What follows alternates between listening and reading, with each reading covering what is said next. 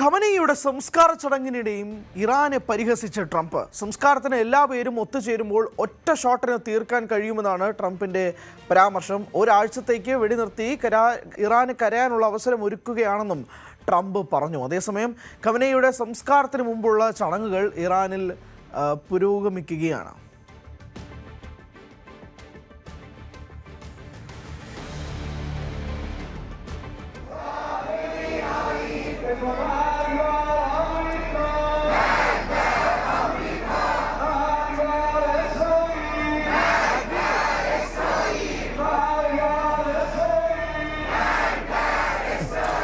വിനോദ് ഉണ്ട് വിശദാംശങ്ങളുമായി.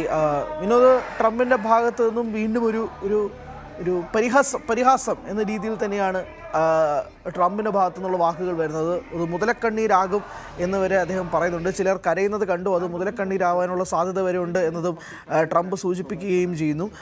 ഞങ്ങൾ മനുഷ്യത്വമുള്ളവരാണ്, ഒരാഴ്ചത്തെ അവധി ഉൾപ്പെടെ നൽകുന്നു എന്നുൾപ്പെടെയുള്ള കാര്യങ്ങൾ ട്രംപ് സൂചിപ്പിക്കുമ്പോഴേക്കും ഇത് വീണ്ടും കാര്യങ്ങൾ കൂടുതൽ വഷളാവുന്ന രീതിയിലേക്ക് കാര്യങ്ങൾ മാറുകയാണോ എന്നുള്ളത് ഒരു സ്വാഭാവികമായ ചോദ്യം ഒരു ഭാഗത്ത് നിൽക്കുന്നുണ്ട്. അതോടൊപ്പം തന്നെ അമേരിക്കയുടെ നിലപാട് ഇപ്പോഴും ഒരു മാറ്റമില്ലാതെ തുടരുന്നെന്ന് വേണം തന്നെ വിശേഷിപ്പിക്കാൻ. ഹരി, സംസ്കാര ചടങ്ങിന് മുന്നോടിയായുള്ള പ്രാർത്ഥനാ ചടങ്ങുകൾ ഉൾപ്പെടെയുള്ള കാര്യങ്ങളാണ് ഇപ്പോൾ പുരോഗമിക്കുന്നത്. ട്രംപിന്റെ പരിഹാസം ഇതിനിടയിൽ ഉണ്ടായിരിക്കുന്നു.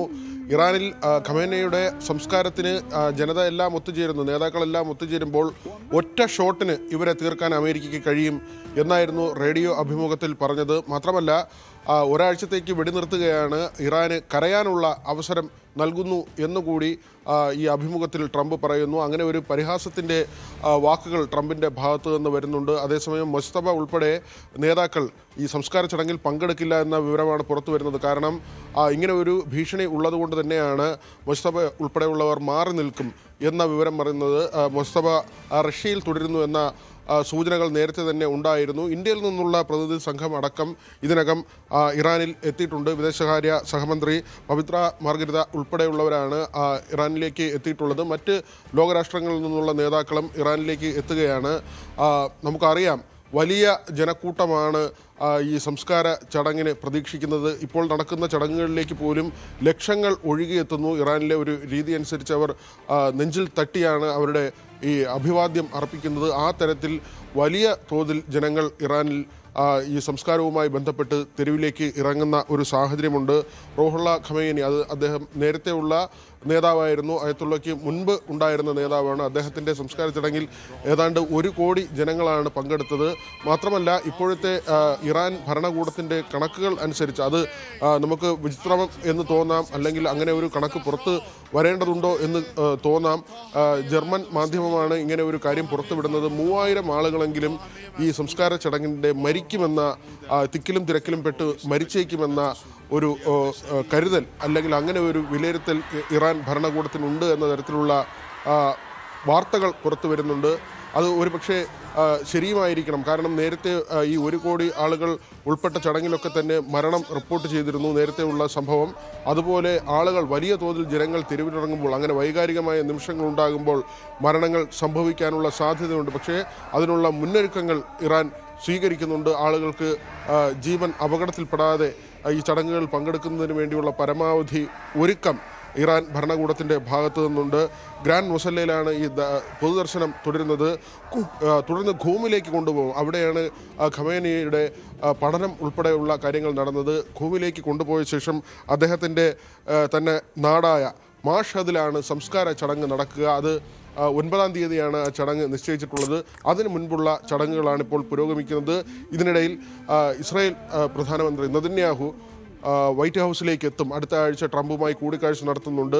തുടർന്നുള്ള കാര്യങ്ങൾ ആലോചിക്കുന്നതിനാണ്. ഇസ്രായേലിൻ്റെ താല്പര്യം യുദ്ധം മുന്നോട്ട് കൊണ്ടുപോകണമെന്നതാണ്. അമേരിക്കയുടെ നിലപാട് ഇതിൽ നിർണായകമാണ്. ഹരി, ഇല്ല, അത് വ്യക്തമാണ് വിനോദ്.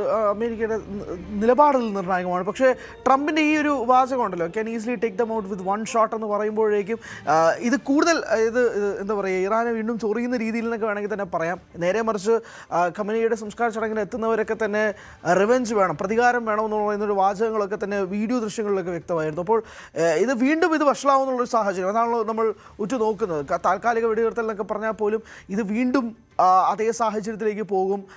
ഒരു കരാർ അടിസ്ഥാനത്തിൽ ഇപ്പോഴും ഇതിങ്ങനെ നീണ്ടുപോകുന്ന ഒരു സാഹചര്യത്തിലേക്ക്, വീണ്ടും ഒരു യുദ്ധസമാനമായ സാഹചര്യത്തിലേക്ക് നീങ്ങിയാലും അത്ഭുതപ്പെടാനില്ല എന്ന് വേണോ കണക്കാക്കാൻ? തീർച്ചയായും ഒരു പരിഹാസം തന്നെയാണ്. അതോടൊപ്പം തന്നെയാണ് അങ്ങനെ ഒരു ഭീഷണി കൂടിയുണ്ട്. അതുകൊണ്ട് തന്നെയായിരിക്കണം മുസ്തഫ ഉൾപ്പെടെ ഉള്ളവർ ഈ ചടങ്ങിൽ പങ്കെടുക്കില്ല എന്ന് തീരുമാനിച്ചത്. കാരണം അമേരിക്കയുടെ ഭാഗത്തു നിന്നോ ഇസ്രായേലിൻ്റെ ഭാഗത്തു നിന്നോ ഒരു ആക്രമണം ഉണ്ടാകില്ല എന്ന കാര്യത്തിൽ ഒരു ഉറപ്പുമില്ല. പക്ഷേ അത് അങ്ങനെ വലിയ ആൾക്കൂട്ടത്തിന് ഇടയിലേക്കാണെങ്കിൽ, അല്ലെങ്കിൽ ഈ ലോകരാജ്യങ്ങളിൽ നിന്നുള്ള പ്രധാനപ്പെട്ട നേതാക്കളെല്ലാം തന്നെ ഈ ചടങ്ങിൻ്റെ ഭാഗമായി എത്തുന്നുണ്ട്. മറ്റ് രാജ്യങ്ങളുമായുള്ള നയതന്ത്ര ബന്ധം ഉൾപ്പെടെയുള്ള കാര്യങ്ങൾ പരിഗണിക്കേണ്ടതുണ്ട്. ഇപ്പോൾ ഒരു സമാധാന കരാറുണ്ട്, 60 ദിവസത്തെ ചർച്ചയ്ക്ക് വേണ്ടിയാണ്. പക്ഷേ ആ കരാർ നിലനിൽക്കുമ്പോൾ തന്നെ ഇറാനും അമേരിക്കയും ഇസ്രായേലും ഒക്കെ തന്നെ ഏറ്റുമുട്ടുന്ന സാഹചര്യമുണ്ടായിരുന്നു. ഇറാൻ്റെ ഭാഗത്ത് നിന്ന് കപ്പലുകൾക്ക് നേരെ ആക്രമണമുണ്ടായി. അമേരിക്ക ഇറാൻ്റെ പല കേന്ദ്രങ്ങളിലേക്കും, അവരുടെ അണവോർജ കേന്ദ്രങ്ങൾ, അങ്ങനെയുള്ള യുറേനിയം സമ്പുഷ്ടീകരണം നടന്ന മേഖല ഉൾപ്പെടെയുള്ള പ്രദേശങ്ങളിലേക്ക് അമേരിക്കയുടെ ആക്രമണമുണ്ടായി. അവരുടെ തുറമുഖങ്ങളിലേക്ക് അമേരിക്കയുടെ ആക്രമണമുണ്ടായി. അങ്ങനെ ഈ കരാർ നിലനിൽക്കുമ്പോൾ തന്നെ ഏറ്റുമുട്ടലുള്ള ഒരു സാഹചര്യമുണ്ട്. അവിടെയാണ് സംസ്കാര ചടങ്ങ് നടക്കുമോ എന്ന് പോലുമുള്ള സംശയമുണ്ടായത്. പക്ഷേ ഇറാൻ ഈ ചടങ്ങുകളുമായി മുന്നോട്ട് പോവുകയാണ്. 9-നാണ് ഈ ചടങ്ങ് നടക്കുന്നത്. അതിനിടയിലാണ് ട്രംപിൻ്റെ ഭാഗത്തു നിന്ന് വീണ്ടും പ്രകോപനപരമായ, അപകീർത്തികരമായ ഒരു മരണമാണ്. ആ മരണ സമയത്ത്, ആ സംസ്കാരം നടക്കുമ്പോൾ ആളുകൾ ഒത്തുകൂടുമ്പോൾ ഒറ്റ ഷോട്ടിൽ അവരെ തീർക്കാൻ അമേരിക്കയ്ക്ക് കഴിയും എന്ന ഒരു വെല്ലുവിളിയും പരിഹാസവും കലർന്ന പരാമർശം അദ്ദേഹത്തിൻ്റെ ഭാഗത്ത് നിന്ന് ഉണ്ടായത്. ഒരുപക്ഷെ അത് വരും ദിവസങ്ങളിൽ ഇറാനെ ഇത് തീർച്ചയായും വൈകാരികമായി വേദനിപ്പിക്കുന്ന ഒരു കാര്യമാണ്. അവരുടെ ഹൃദയത്തിൽ പോറലേൽപ്പിക്കുന്ന കാര്യമാണ്. അതുകൊണ്ട് തന്നെ ഇതിനോടൊക്കെയുള്ള പ്രതികരണം ഇറാൻ്റെ ഭാഗത്ത് നിന്ന് എങ്ങനെയായിരിക്കും എന്നത് വരും ദിവസങ്ങളിൽ കണ്ടറിയണം. ഹരി, വ്യക്തമാണ്. എന്തായാലും ഇറാൻ്റെ ഭാഗത്തു നിന്നുള്ള പ്രതികരണം എന്താണ് എന്നുള്ളതാണ്. പക്ഷേ മുസ്തഫ അലി ഖമനേയി പങ്കെടുത്തിട്ടില്ല എന്നുള്ളതും കൂടി വളരെ ശ്രദ്ധേയമായ കാര്യമാണ്. മാർച്ചിലാണ് അദ്ദേഹം അധികാരം ഏൽക്കുന്നത് സുപ്രീം ലീഡറായിട്ട്. പക്ഷേ അദ്ദേഹം ഒരു ലൈവ് സ്പീച്ചോ പബ്ലിക് അപ്പിയറൻസോ ഇതുവരെ നടത്തിയിട്ടുമില്ല. ഇപ്പോൾ അങ്ങനെ ഒരു യുദ്ധസമാനമായ സാഹചര്യം, പ്രത്യേകിച്ച് അമേരിക്കയുടെ ഭാഗത്തു നിന്നും ഇസ്രായേലിൻ്റെ ഭാഗത്തു നിന്നും ഒക്കെ ഒരു സാഹചര്യം നിൽക്കുന്നത് കൊണ്ട് തന്നെ അദ്ദേഹം ഈ സംസ്കാര ചടങ്ങിൽ പങ്കെടുക്കുന്നില്ല എന്നുള്ളതും വളരെ പ്രധാനപ്പെട്ട ഒരു കാര്യമായിട്ട് തന്നെ വിലയിരുത്തണം. വിനോദാണ് വിശദാംശങ്ങൾ നൽകിയത്.